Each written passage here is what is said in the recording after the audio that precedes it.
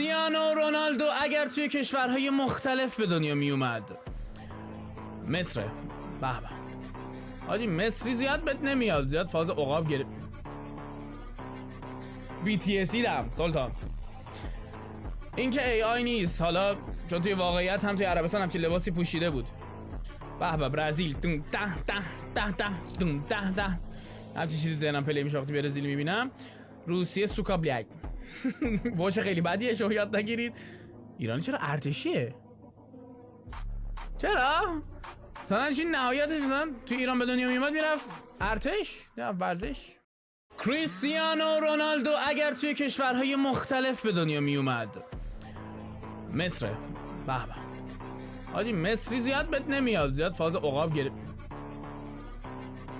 BTS دم سلطان. این که AI نیست، حالا چون توی واقعیت هم توی عربستان همچین لباسی